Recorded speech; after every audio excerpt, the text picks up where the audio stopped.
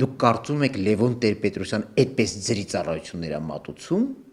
մեկին ով Ռուսաստանի Դաշնության քաղաքացի է եւ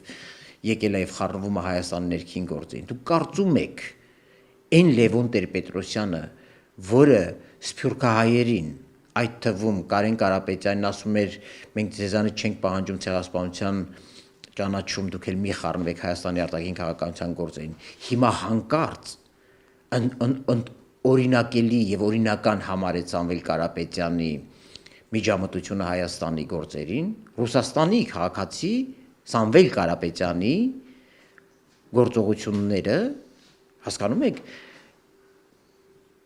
ողջունում է կամ օրինական է համարում այն Լևոն Տեր-Պետրոսյանը, որը ուներ Հայաստան սփյուռք շատ հստակ օրակարգ։ Հայաստանը չի խառնում սփյուռքի գործերին, սփյուռքը չի խառնում Հայաստանի գործերին։ Հիմա պարզվում է,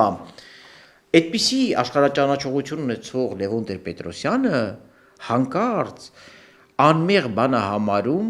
Հայաստանի ներքին քաղաքական կյանքին խառնվելու Սամվել Կարապետյանի շատ անմեղ հայտարարությունը։ Հարցնում եք ինչն է կապում Գարեգին